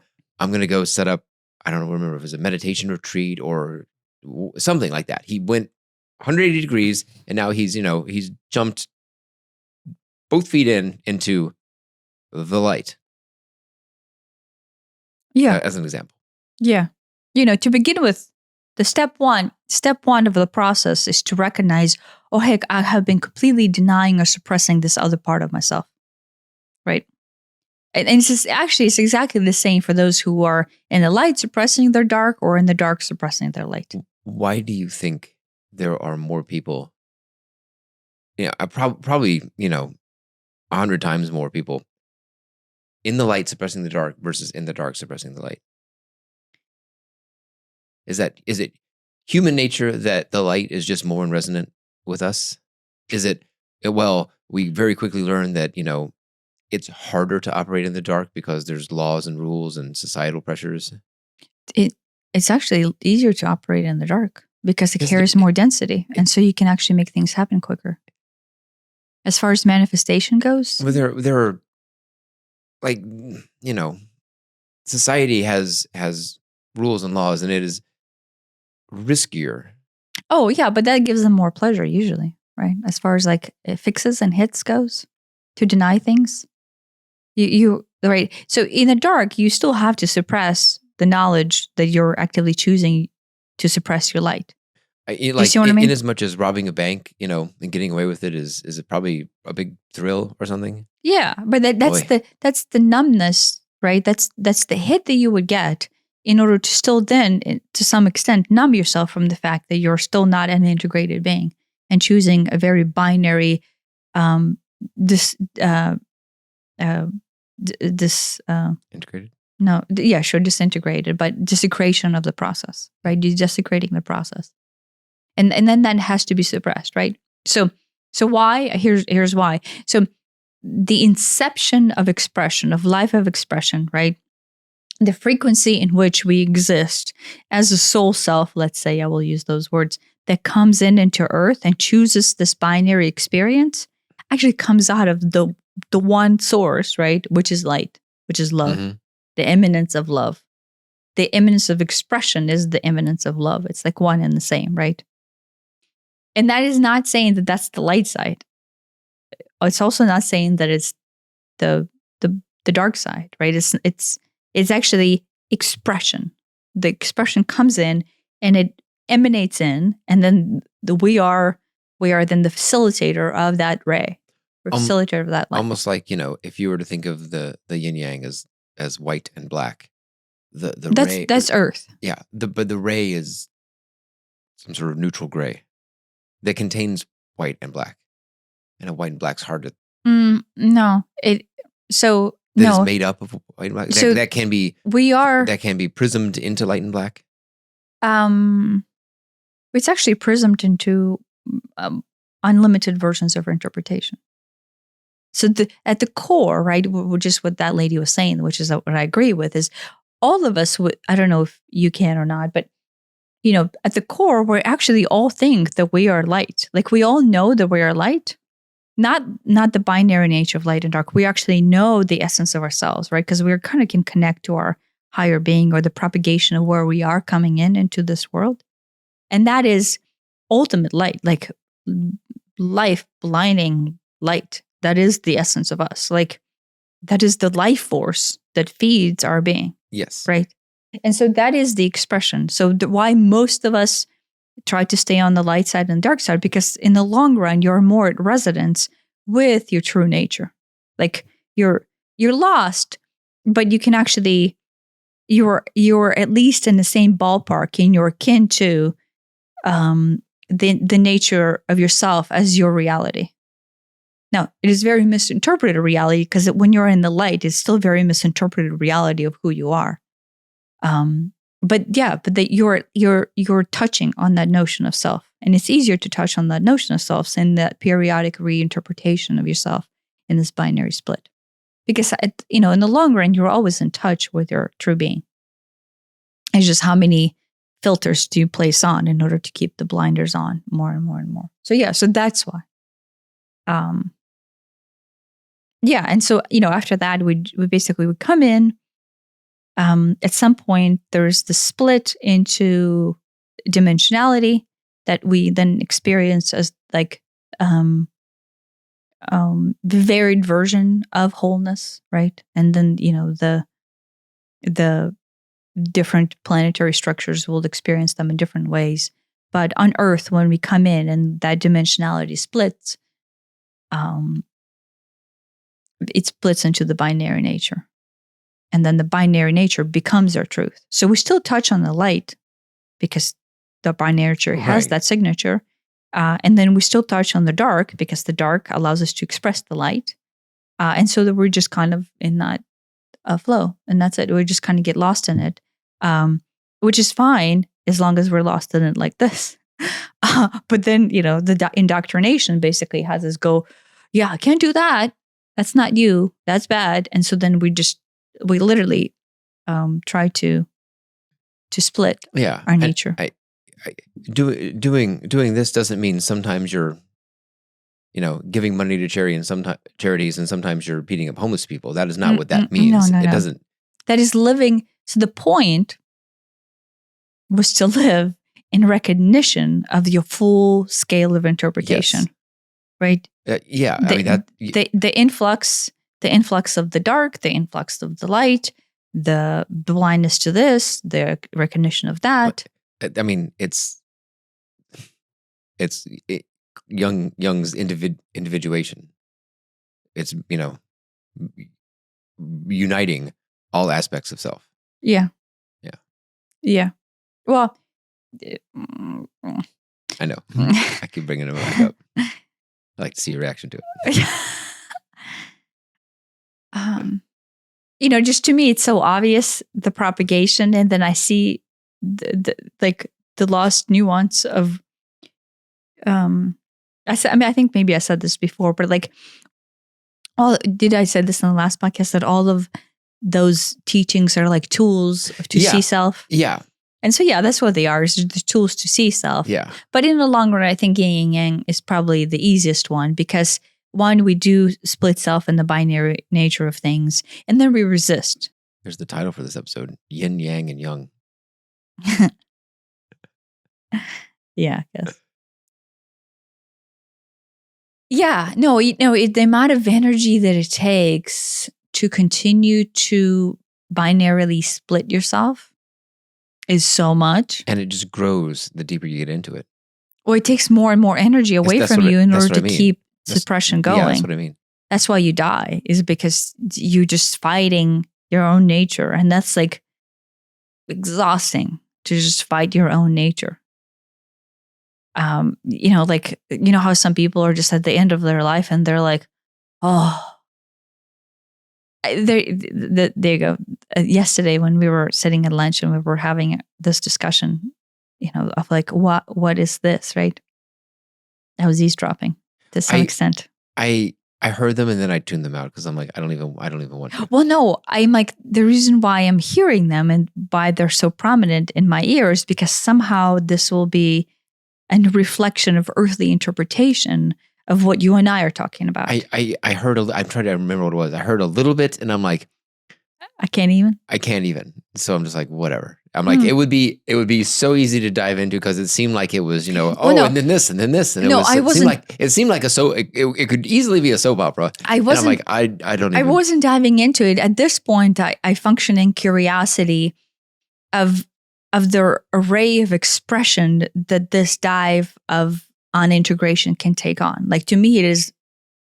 No, it is fascinating. No, it's not fascinating from the judgmental standpoint. No, but the personalized expression of that loss. Why we love everybody else's shitty ass stories, right? Or even the good stories, because we love the personalized expression of oneness. Something that you and I are a same creature, like we're a same being. There's no difference between you and I. But to begin with, I couldn't even comprehend the choices that you were making. Even though, I was married to you, I was like, oh my gosh, why in the fuck would somebody choose this? And so to begin with, it was this judgment. But why to begin with is because I'm like, I cannot even foresee why somebody would choose this as their truth, especially if you gain a rudimentary understanding of awakening, right? And now I'm not judging. I'm just fascinated at the extent at which humanity chooses to express itself and the length it will go to. This is the most exciting part for me. The length that humanity goes to continue to divide its being into binary nature. Like we are, and right now we're gung-ho about that division. Like we are, because the fight to stay unintegrated right now is harder than ever. Yeah. Like you have to be a magician to continue not to see through your own being.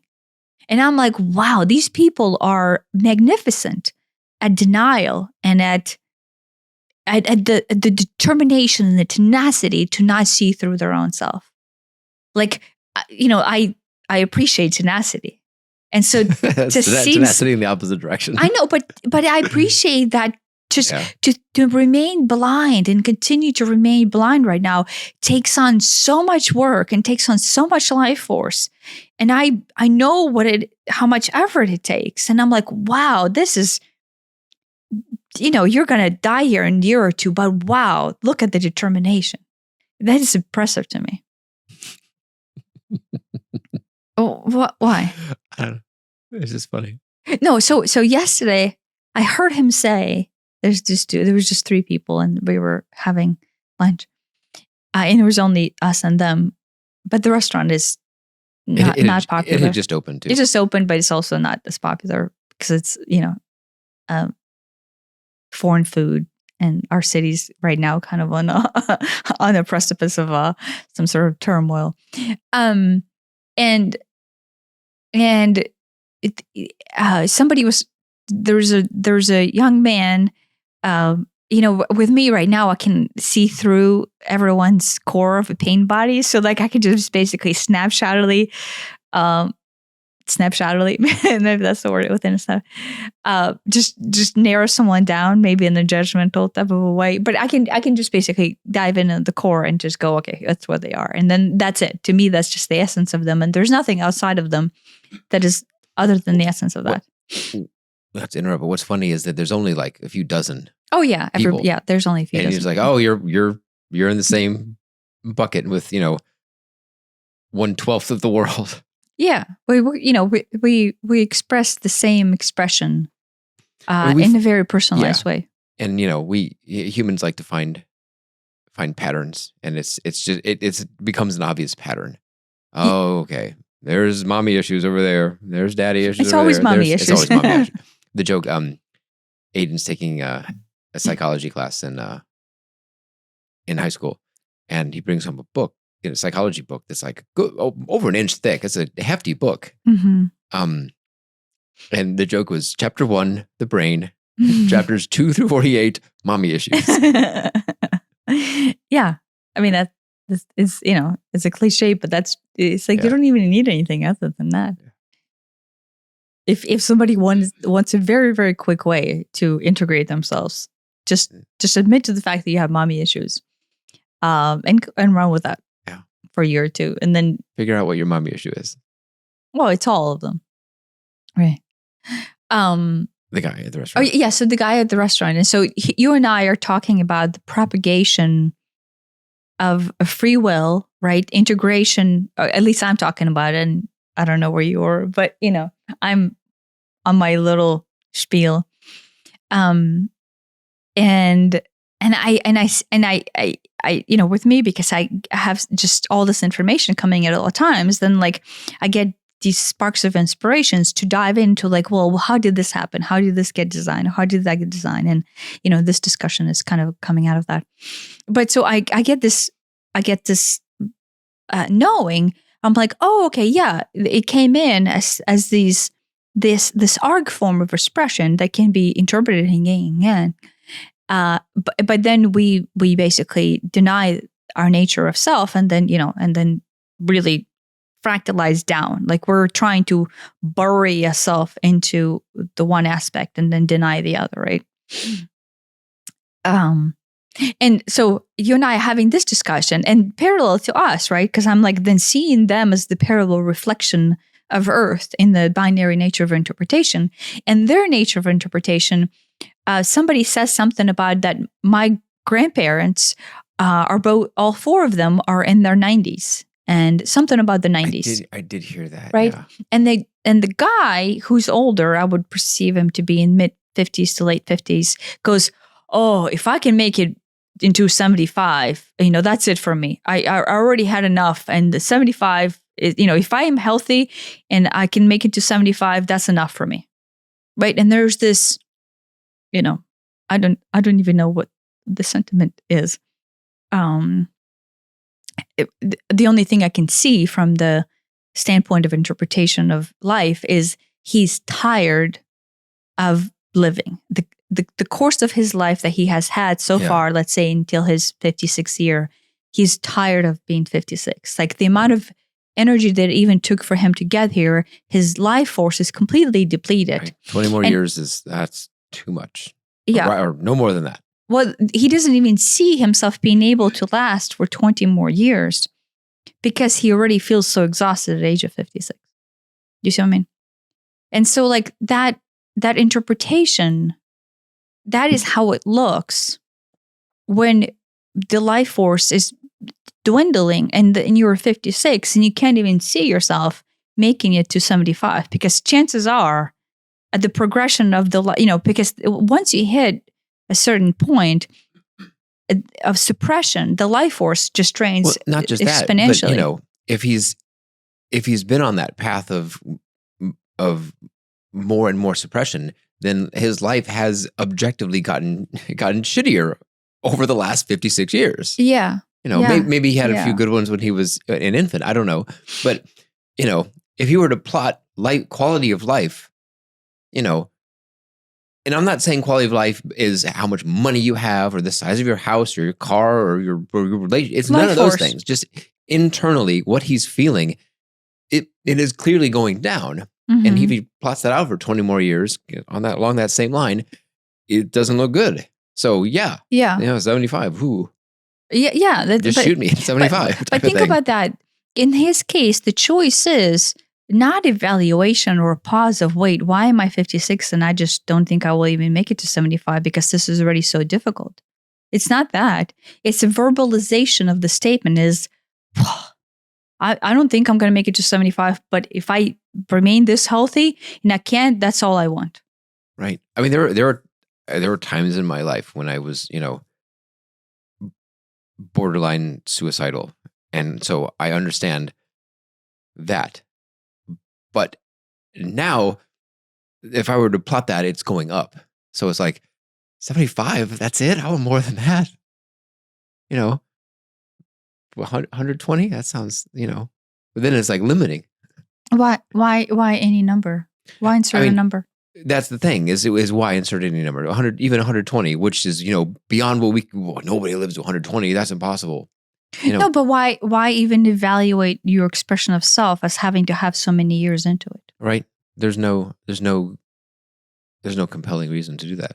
No, the fact that somebody brought up just on the fact that somebody's 92, he automatically went into the negative mindset of like, yeah, but what's the quality of that life? And my life is not going to be that. Because look, I'm already suffering and I'm already in pain and I already wake up in the morning and I don't think I can make it through the day without a cup of coffee or two or then alcohol, nightcap, whatever. Yeah. Do you see what I mean? That's what entered into his mindset. And he's like, yeah, statistically speaking, if I'm where I am right now at 56, another 20 years are not looking all that great for me because I'm already suffering at 56. Yeah. But none of that came into awareness. It was all a part of his awareness. Yeah. That was all part of his psyche. But instead of going there and verbalizing that as his truth and then having that truth flow out to where then he can go, well, why do I feel this way? And what can I do about it? Yeah. That was not there. He suppressed that truth down. And what flew out was the indefinition of the resignation into the outcome that is his life. He does not feel like he has any other choice. He doesn't even feel like he has a choice into anything than the resignation to the status quo of his living at this point. Out of curiosity, what were their responses to it? Was it like, haha, funny? I don't know. I mean, I don't think it was like, haha. What can you say to that? Right? I mean, the young man who was there, I would say he's in his 23, 24, and who's talking about his grandparents still being alive, right? This guy, I would say 56, 57. And then the lady is probably early 50s, 52, 53. And, the fact that they are sitting together in the trinary nature of this triangulation means they're in resonance with each other. Right. And they were co-workers. So because, some things were about their work and whatnot. But this is an interesting, this is another thing that I always find so interesting is so your goal of the higher self is to always give you an opportunity for awakening, for like seeing through the truth and allow integration to take form, because your body is always trying to recharge you with more life force, with more prana. Like the body's like, here's all it is. Here's all it is. Here's an opportunity to get more. Here's an opportunity to get more. Like you have that on daily basis, like unlimited amount of source. But then, daily we do what he did and exercising and verbalizing a sentiment and then becomes his truth, that because the thought process that he had, right, automatically is, oh, there's no way I'm making to there.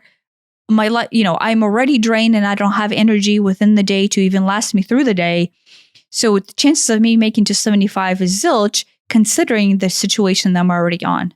That is what his thought process is. Therefore, that is the manifested truth that he puts out there into the world, and that will become his reality. Yes, it will.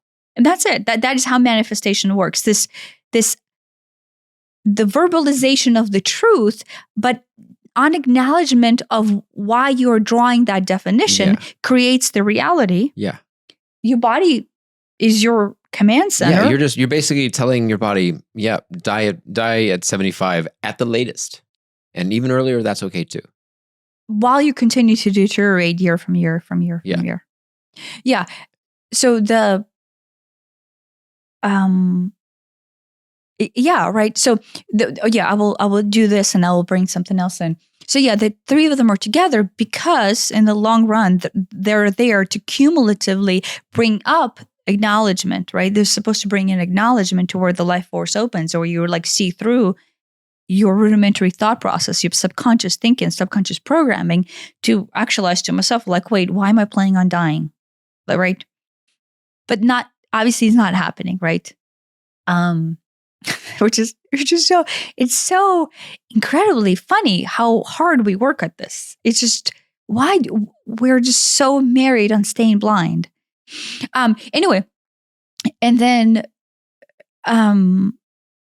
the lady, as a funny side note, I don't know how this, I think his statement somehow, because then I left that conversation and you and I continued on our binary nature of existence. And so then the other thing that I hear is a lady says that, oh yeah, it's funny because my sister, I think this flew out of his statement. She says, oh, my sister had a really big accident in her 30s to where like she fell and like something big, like broke her ankle, had to have surgery on it or whatever. And then come her 40th, she has another big accident and she has a big break or some kind of big significant thing to where there's another surgery and there's another thing. And now, I think the joke was, she has her next decade birthday coming up and she's afraid of what's going to happen when her 50th. And something's going to happen, isn't it? Yes. And I was thinking, okay, here's my sentiment.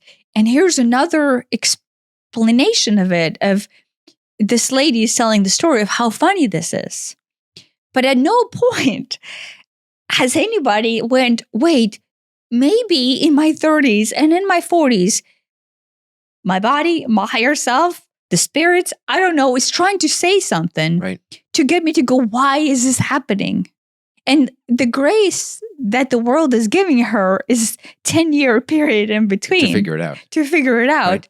And she doesn't. Yeah. You get 10 years is a big grace period. You get ostensibly unpleasant experiences on your birthday year after year. Yes, especially since I have started this process of actualization. And like specifically on your birthday too. Yeah. And but yeah, you're very aware of, what does this mean? Why is this happening? What can I learn from this? No, it's a huge, anymore. It's basically that unpleasant experience is kind of like a supercharge. You leave your regular, US 42, and you like get an on-ramp onto the highway and you get to blow by. Yeah. Instead of going 55 miles an hour, instead of going 35 miles an hour, you'll go to 65 miles an hour. Yeah. On obeying the speed limit. Obeying the speed limit. Yeah, I had to reward my speed. There are parts of 42 that are 45.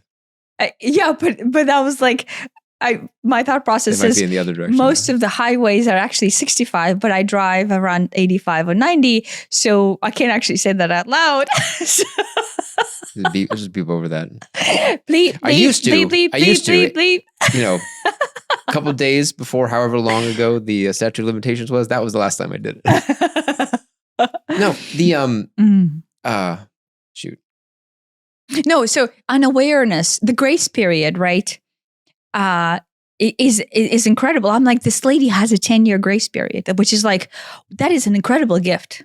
That's what I was going to say. These bad things happen to us, on our birthday or not, or just, any given day. You stub your toe, or you have a car crash, or you're diagnosed with cancer. It doesn't matter what it is. Good, bad things and good things. We question the good things even less, but we don't genuinely question the bad things. It's coincidence. It's bad luck. It's whatever. There's very rarely a why did I bring this into my life? Somebody rear-ends your car, and it's it's obviously their fault. I wasn't doing anything wrong. I'm obeying the laws. I stopped at the stop sign. They're the ones who didn't stop. It's their fault. There's no, there's not even a. If there is a why did this happen to me, it's a God, why did this happen to me?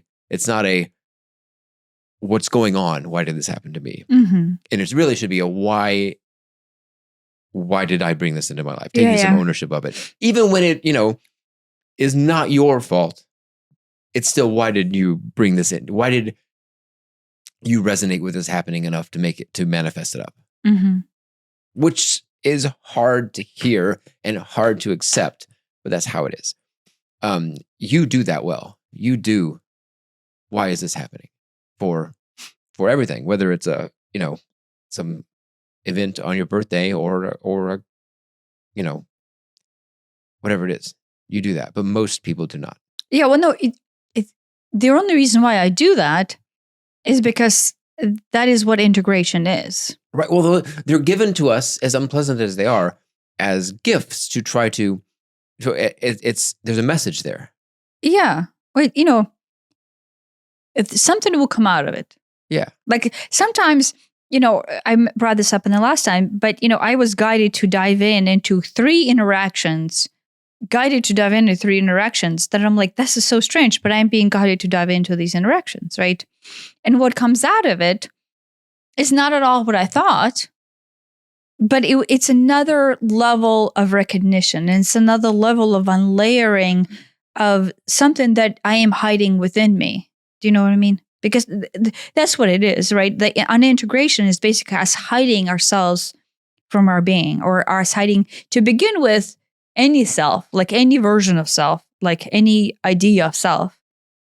But then later, like the nuances, those tiny little dark shadows of our being that are still there, that somehow pipe in and feed not the beast within us, but just blindness to the unintegrated process of it all.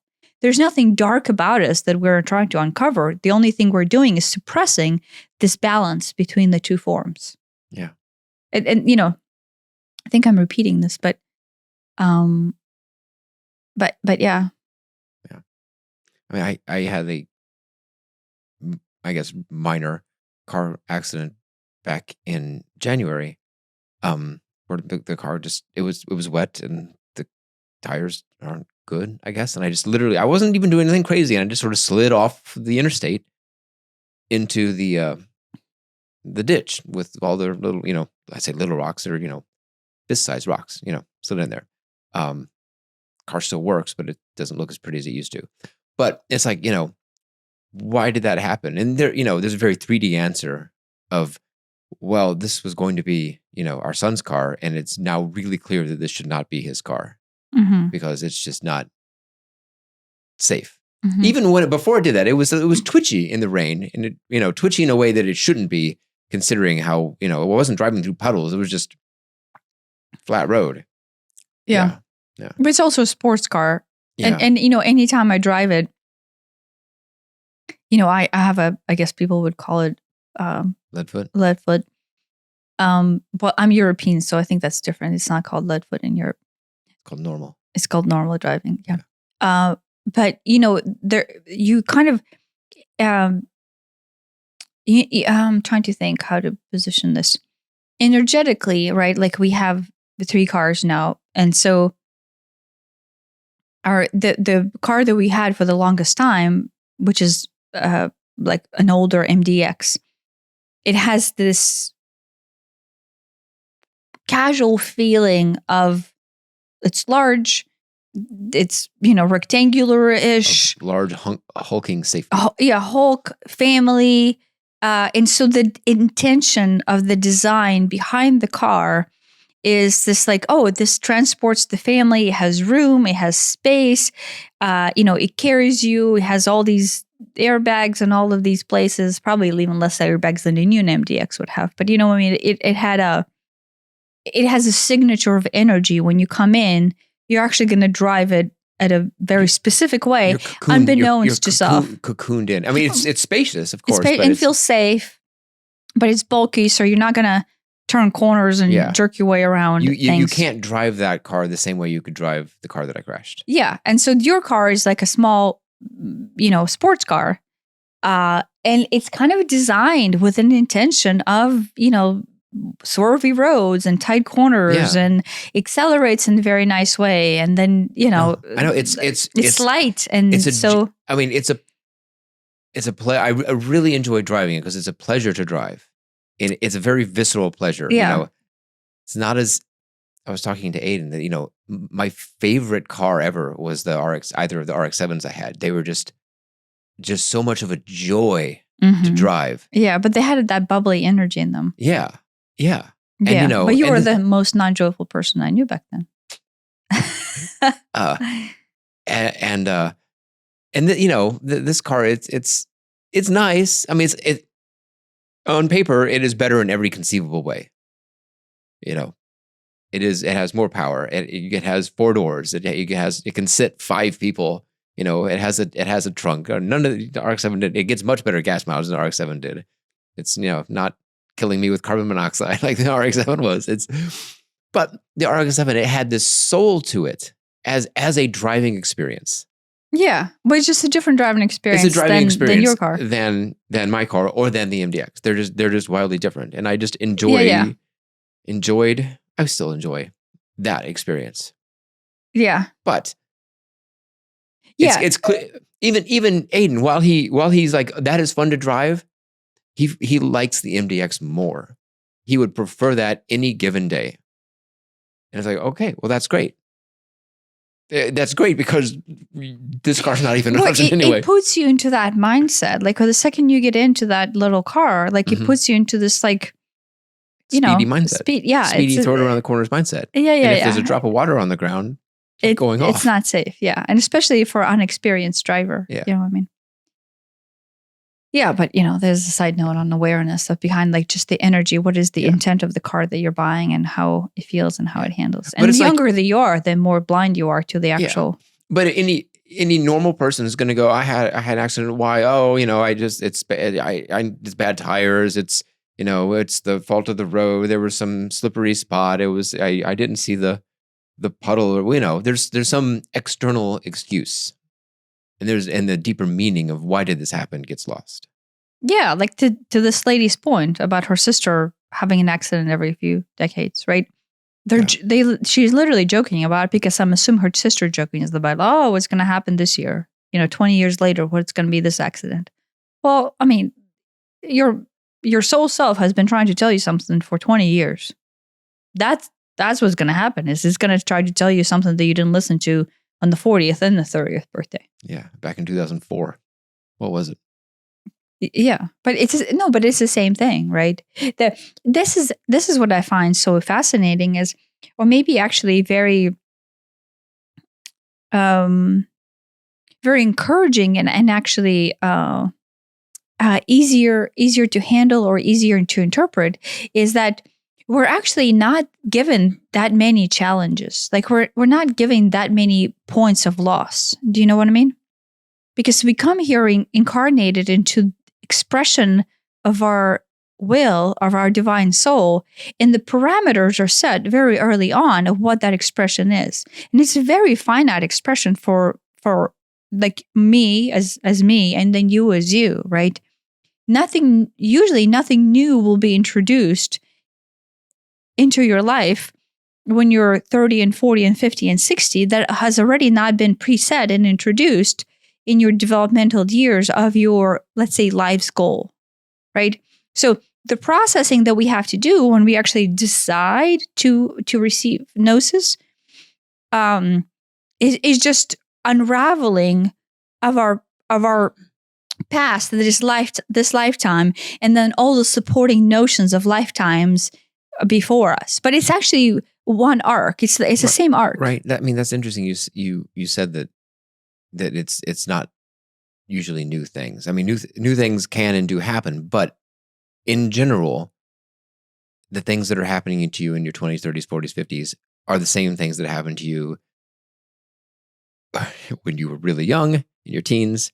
I statistically, people who are in like physically abusive relationships in their 20s, 30s, 40s grew up in an abusive household. Yeah. It's the same. The story has propagated forward. Yeah, no, but it's to me, I think that's great. If you were looking for what is it, like an uplifting message of like how easy it actually is, because you're living one arc, you're living one expression, and the expression one has been handled by, and then interpreted by, and then unraveled by millions of other people. I'm literally saying millions, to where you will find your exact narrative in somebody else's. I mean, the nuances might be different. The sister versus the brother, the puppy dog versus the kitty cat, or whatever. But it's the same arc. You're living the same arc. There's only so many arcs. That's why we love books and movies and TV shows. It's because we get to relate, at least to some degree, with these characters and go, I see myself in that. Yes, I didn't have that car, or I didn't have that job, or I didn't have that. But, how they feel, the essence of them, that's me. Yeah. Oh, shit. I know it's coming because I did it. Yeah, right. And you see the same repetitive arcs within your life. Yeah. And so the unraveling process is really painful, and it's, difficult, because you're going through something that you have never done before, perceivably.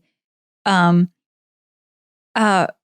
like the self-discovery is so exciting, and integration is so exciting, and it's so exhilarating. And it's like,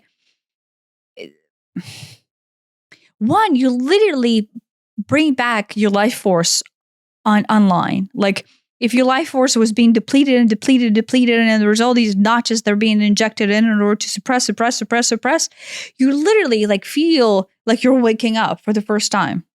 Right. And like that guy at the restaurant, like at 56, he still has an opportunity to, one, recognize what he's doing, two, see through the unintegrated nature of his approach to life, and then decide to start integrate, and then continue to live a very, very vigorous and flourishing life into his 90s, if that is his choice. It is never too late. You can be a week away from death, and it's not too late. There's still value in realizing that and integrating it. I mean, but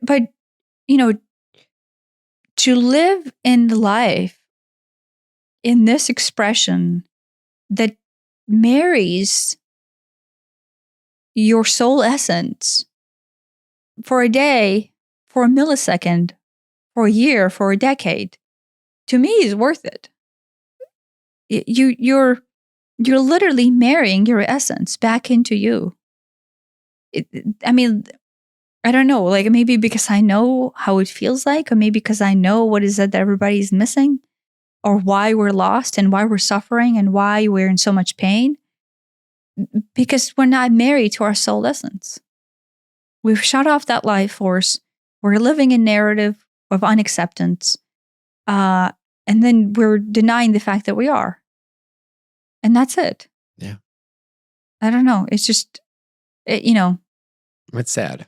It's sad because of the potential about what we could become. It's sad to some extent, but then to other extent, I guess it is kind of exhilarating for me to see, because it is a personal choice to continue to live that narrative, right?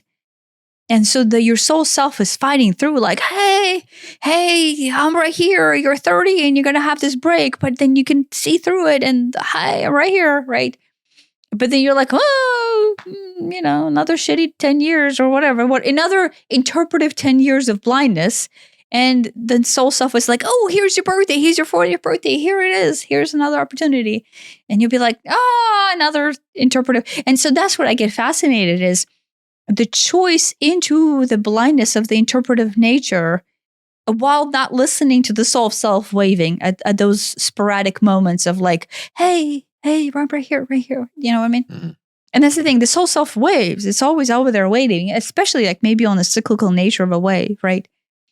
But then us going, no, if only life was better. If only Bob wasn't over addicted to porn and, participating in heroin all the time, my life would be better. Do you know what I mean? And so like we excuse away our blindness to Bob or to heroin or to prostitutes or I don't know, but like excuse out to Haitians, to cats, to dogs, I don't know, to car accidents. You know what I mean? Like we find, and this is what's interesting is the amount of excuses that we will come up with anyone to stay blind can be an excuse. Everything is an excuse. Oh, Mercury's in retrograde. Right. This is the most exciting part. The excuses that the spiritual community uses to continue to stay blind. Mm-hmm. Like, love and light. Mercury's in retrograde, so it's okay that I have a shitty day today. Yeah. Right. And I'm like, wow, think about this. They're extensively searching light and love and light and awakening. So they can't use the old excuses. Yeah. So all of a sudden you draw this gate and like, oh, here's all the things I can't say. So now I have to come up with new things to say that are love and light. Evil spirits. So, that's the same. That's the same thing. It's the same thing. Yeah. If you want to look at it that way. Yeah. Now, I mean, right. Cumulative energy, morphic resonance is a thing. Right. But that's not an evil spirit. I don't count that as an evil spirit. That is a manifestation of group resonance. Yeah, it's just density. And it's just density on the form. It's like that. Did I say it on the podcast last time? If we get a whole bunch of metronomes in the same room you together, did say that. Then a new metronome will get in sync with it. It's that. It's except with people. It's exactly the same thing. Yeah, but but that's that's externalized as a tool to remain blind. Yeah. Right. And that's the thing is, I already said this, but going back to the world right now has like more than ever excuses to remain blind. Right. Oh, yeah. What's funny? This is maybe we should be finished now, but I will just bring this and I get in. A lot of people go, oh, it's the woke people. Right. Which is like another layer into blindness, but now from the opposite end of things. Do you know what I mean? So everything is being, even the conceptual recognition of integration is now being used against people to not integrate. Yeah. Do you see what I mean? Mm-hmm. So like, people could say like, oh, well, that's even forced to now like the integration within itself is now being used against the integration, which is very dynamic. Like that is a very interesting approach to things. Mm-hmm. But it has, whenever shape folds to itself, there's a shape that can fold onto itself and then fold onto itself. Like hypercube? Whichever, right? Like there's an infinite number of folds that it can have to where it remains its shape, but it just folds and folds and folds and folds and folds. And so we're doing that. We're just taking the same concept and we're refolding and refolding and refolding and refolding to where like we are drawing more narratives into disintegration between the light and the dark, between the good and the bad. Do you know what I mean? Yep. So the reason why it's getting more confusing is because we're even taking things that are extensively a path to integration and continue to desecrate them into this binary folding nature of things. Do you know what I mean? Like, it's magical how that can happen geometrically because it's a geometric propagation. But that's what's interesting to me is that it's continuing to unfold itself into a fold Does that make sense? It is both does, yeah. opening and closing it at the same time. Yeah. And that's interesting. And so it's another level of fascination to me of like the fact that we're using the tool that we would use to integrate in order to draw more dissonance into the picture. Yeah. In order to disintegrate more. Yeah, right. Which is so dynamic. Like how does that work? Like, I mean, it's another question that I need to ask is like, how does, but I think that's what it is. This fractalized nature of being will propagate itself into, its fractalized nature more and more and more and more, right? Yeah. It'll find more amazingly clever ways to do it. Yeah. Because we will fractalize itself and continue to fractalize itself. But I would say all of this, having said all these examples, are just dissonance and disintegration and continuing the disintegration of this flow. All of this conversation is basically examples of like what it is like not to be in the flow of the natural way of self that is the integration between the two forces. Mm-hmm. And any narrative that disparages one or disparages the other is narrative into continuation of disintegration. Right. And then at the end, like, we have talked about this many times, but ascension beyond the fold is what the result of that is. Yeah. Yeah. That's a wrap. Yeah. That's right. Thanks for listening. Thanks for listening.